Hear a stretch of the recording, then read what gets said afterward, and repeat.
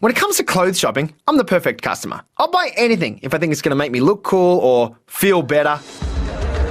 This one time I was in LA, I walked into this shop and a mannequin was wearing these cool pants, and I thought if it looks cool on the mannequin, they're going to look pretty cool on me. So I tried them on, came out, looked in front of the mirror. I looked ridiculous, way too big for me, and the crotch came down to my knees.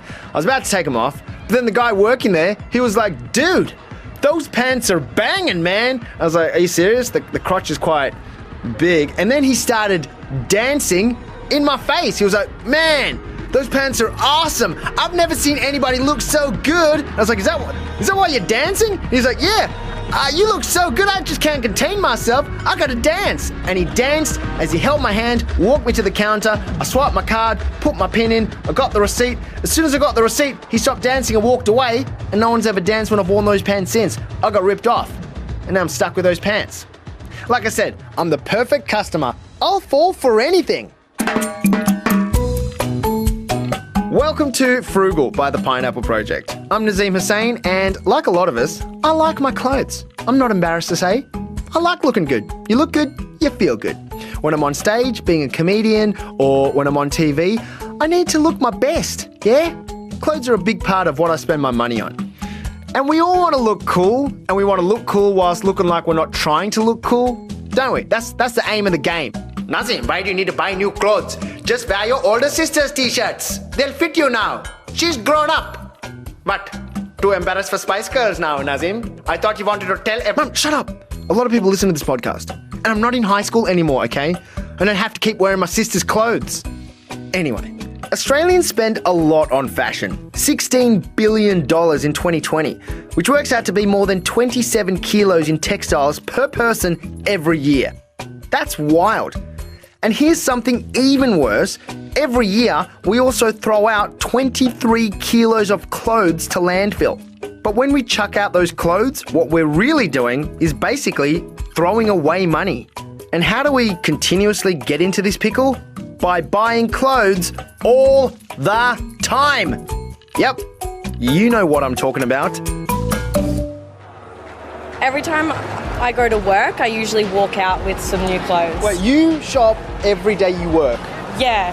How often do you work? Most of the time. Like, I only work like 4 days, 3 days a week, So you shop 3 to 4 times a week? Yeah. And do you shop online as well? Yes. Too much again, too much. So, and what about you? Do you shop? Oh yeah, all the time. When do you find yourself buying clothes?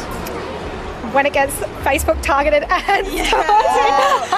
No, but all the time, pretty much. Like this is a great shirt, by the way. Yeah, this is an expensive one. How much do you spend on that? $380. Woo. Like when I walk into an op shop and I find a good find there, that actually makes me really happy. Because the other day, 2 weeks ago, I found these pens and I bought them for $5 and then I found the receipt in the pocket and they had cost another person $500. Bull, are you serious? Yes, and those type of finds just make me feel very happy. Actually, today we're also shopping to procrastinate homework, so... Yeah. What's the homework you got? I do like a design course, so I'm procrastinating designing things. We sound like online. 15-year-olds, Yeah, but no, that's why. Do you need to how constantly do you need to keep like updating your look? Whenever you go through a period of just feeling bored, and then you kind of like, I'm just going to revamp myself. So it could be like every 2 weeks, it could be every 3 months. I am guilty of this. Sometimes when I have a man crush on someone, after I see them, I'll go out and get the same haircut as them. I'll also start talking like them, and then I'll buy the exact same outfit as them, because I just want to be them. Well, someone who's broken free from this pressure to buy cheap new clothes and then just chuck them is Claire Press. She's a sustainable fashion journalist and is the author of a book and hosts a podcast, both called Wardrobe Crisis. Claire isn't anti-fashion, she actually loves clothes and dressing up. But she thinks that we are being conned by the fashion industry, starting with the idea that buying clothes is really just a way of treating ourselves, aka retail therapy. It makes me laugh because I actually just think it's a big lie. It's this whole idea that we can make ourselves feel better, we can fill the gaping void within by shopping, by buying something new. And it's not true, is it? It really isn't. We've been told a lie. But Claire, when I go shopping, if I buy something that I like, I do feel a bit better. Yeah, but for how long? Until, I don't know. Sometimes it's a bit of a pick-me-up. Well, look, I'm a fashion fan. I work in fashion. I love clothes, and I've certainly bought stuff that has made me feel better. But what I would argue is that a lot of it is that kind of sugar rush, especially when we're talking about cheap, fast fashion. And the thrill doesn't last very long.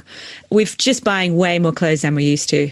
I think it's in the 1930s, women used to have 9 outfits on average. That's the entire wardrobe. Total, that's in their wardrobe. Wow. And I'm not sure how many we have now, but I do know that we buy about 60 items of clothing per year on average. That's crazy. The fast fashion business model is basically more and more and more trend driven and bringing the consumer into the shop more often. So it used to be that customers came in once a season and looked at, hey, what's new for winter? But under the fast fashion system, brands want you to come in maybe twice a week and find new product. That's the key. Well, when we talk about fast fashion, we're talking about clothes that are cheap to make and therefore cheap to buy, but aren't necessarily good quality. Look, I always like to say somebody pays the price for too cheap. If something is very, very cheap, you have to question how they've managed to cut those corners. Now, it could be that they're using cheaper fabric, also that it's been made more shoddily, so it's going to fall apart more quickly, less stitches involved. So it's about a reduced quality. And one of the things I always like to get people thinking is that it's not just young women, those of cliche, who spend on fast fashion. The speed of the industry is affecting all kind of areas of the market. So it's children's clothes, it's menswear, it's sports gear. It's just this kind of rampant uptick in the pace of the industry and in production.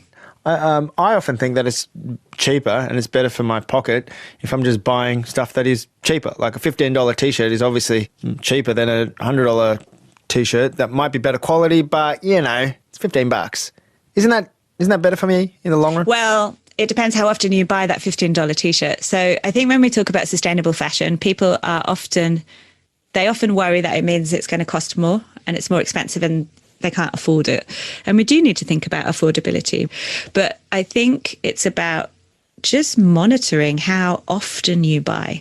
So if you're buying a $15 top, but you're buying 3 of them, you may as well have spent that money on one that was better quality, that would have lasted longer and had been produced with greater care. And it's actually just a mindset shift in it. It is asking quite a lot of us because we've grown used to buying this cheap disposable stuff. So quality over quantity. Can you talk to me about online shopping? There's lots of deals on there. It's also easy to do. Should we be careful? Is there anything to watch out for? There's no one there coming up to us going, can I help you? That looks great on you. I feel like it's a safer space. Oh, wow. Is that how you see it? That's so interesting. Yeah, because I go into these shops and then someone's just always complimenting me and then they just don't leave me alone and I just feel like to get them to go away, I'll just buy it. And then I end up with a pair of jeans that I kind of like. So do you reckon you feel more in control when you've got your phone in your hand and you call the shots? Yeah, absolutely. I mean, no one's bugging me when I'm on the toilet buying a pair of jeans. But are they though? So this is what I'm thinking. They are, but it's just more subtle. So, when you leave things in the cart and you don't, you go away and have a think about it. And you always get those notifications. Remember what's there.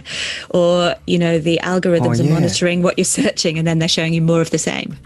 So there's quite a lot going on behind the scenes of the online experience. I feel like we're more likely to buy on impulse online. That's a pretty familiar feeling for another Claire. Claire Sherwell wrote in after our first season about money with her pineapple pledge.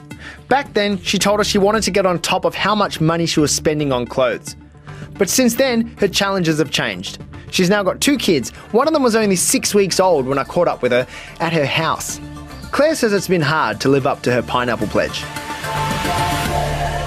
I definitely shop as a way of a bit of self-care or just because... And certainly wearing something new does make me feel better. It's something that I go to if I'm feeling a bit stressed or overwhelmed as like a reward and certainly... A reward? Yeah. So like if you've done a good day of life? Definitely, yes. And so I feel like at the moment with a newborn, like that sense of just needing something for myself. Oh, you just pushed out a person. That's huge. You should get a T-shirt for that. Yeah, exactly. But just that sense of like basically my whole life is not for me at the moment, and so just trying to find something that is something for me. So clothing is your own personal love language. Yes, yeah, definitely. Yeah. Do you online shop or? Yes. Yeah, 100%. You just said that like you're at trying to get to a shop at the moment. I can barely leave the house. So I think online shopping, at least I can do it in my own time. At the moment, I'm usually doing it in the early hours of the morning because I'm sitting up breastfeeding and everyone else is asleep. So it's like my own little time where I can just look at random things, and doesn't necessarily mean that all those decisions are rational. So you just get on there not knowing what you want to buy, you just go on there No, I usually go looking for something. Like I might have thought, maybe I need a new, I don't know, jumper because it's starting to get cold. Oh, it's cold at 2 o'clock in the morning. I need a new jumper. So I might just go looking for that. But then you end up buying something else. Sometimes I get caught if it's like, you've got $10 more and you get free shipping. It's like, okay, surely I can find something else in here. But I'm also very cautious that every time a package arrives, my husband's like, what have you bought now? Oh. And so I feel like I need to have some kind of rationale for the shopping in case he does ask, like, why do you need that, or what are you buying now? Sometimes I just quickly put it straight into the water. You have to hide the box. Well, and my daughter is now she observes new things. So she snitches on you? Well, the other day she's like, is that a new bag, Mum? I was like, shut up. Oh my God. You got to treat her. You got to pay her hush lollies. How many times a week does a parcel arrive? At least once a week at the moment, yeah.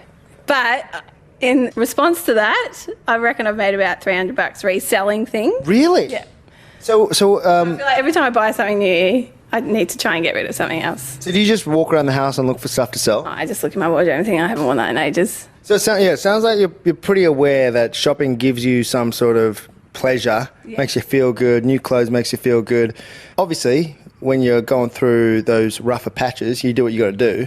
If you were seeking that same sort of feeling or that pick-me-up, are there other ways that you could achieve that? The other way I get a bit of self-care, I guess, is through exercise. And I haven't been able to get back to that yet, but that's kind of the next... in the next kind of 6 weeks, I should be able to get back to a bit of that. And I think I've become more conscious of it. So certainly I think when I first wrote in with my pineapple pledge, it was definitely something that I could see was a behaviour, but I wasn't as aware of it as I am now. And if I've got the manpower and brain space to go, okay, why are you doing this? Maybe you need to go for a walk or something, then... yeah, I can do that, but when it's 2 a.m. and I've been up for 4 hours... it's so much easier to look back on your behaviour and go, I was definitely feeling impulsive. But when you're actually feeling impulsive, to pause is hard. Yes, yeah, it is really hard. And it's so much easier to just buy the top and feel happy about it. This is the thing. The stuff we buy isn't just about having clothes that make us look nice. It's also about how we feel as we make that purchase. The dopamine rush. Kind of like cocaine. Or chocolate, in my case. But that shopping buzz doesn't last though. And then we get bored of what we bought, and then we go and buy another thing, and then we get bored of that, and then we buy another thing, just to try and chase that first high. So what does my frugal friend Dave think about all this? He's in his early 30s. He writes a blog called Strong Money Australia and buys as little as possible so that he can use that extra money to live a more relaxed life. I just try and buy stuff that I feel is going to last a long time and that I won't get sick of wearing, because, there's no point buying something if you're going to wear it like once or for like 3 months and then you might get sick of it. So try and imagine if you can be satisfied with those clothes for a long period of time, because that's where a lot of the cost comes from, is people replacing their clothes all the time. So if you can buy stuff that you know almost 100% certain that you're going to enjoy wearing for a long time, then that goes a long way to improving the financial kind of outcome. Do you participate in, have you heard of clothes swaps? Nah, I'm not aware of it. You want to swap some clothes with me? Maybe. I've got... How tall are you? Might be the same size. How tall are you? I don't know, 5'8" or something. I'm 5'9".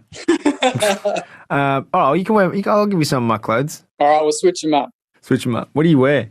What's your style? I'm wearing t-shirt and some shorts. And that's it. Oh, I didn't say what are you wearing now, but this call's become sexy. I thought this call was kind of changing direction there for a minute.